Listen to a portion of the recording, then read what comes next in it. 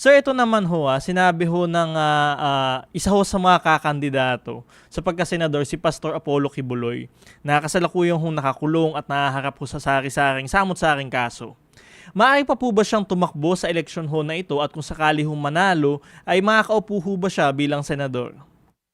Una, kailangan tanggapin ng COMELEC at tinanggap yung kanyang Certificate of Candidacy.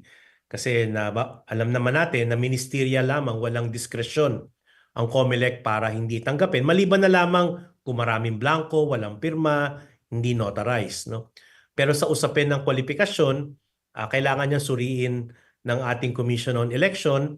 At alam naman natin, pag hindi pa final ang mga desisyon laban sa isang tao o sa isang akusado, and therefore pwede pa siyang tumakbo, pwede nga siyang iboto at kung sakaling siya ay binoto at siya ay nanalo at nagkaroon ng kapasyahan ng ating Supreme Court na hindi pala siya kwalipikado or kailangan pala siyang ma-disqualify dahil sa may final judgment na yung kanyang conviction, and that's the time matatanggal siya sa position because in the first place he or she was never eligible or qualified. Kaya't medyo matagal ang prosesong ito. Hopefully, sa mga ganyang desisyon, magkaroon ng final judgment before election day para alam ng taong bayan. No?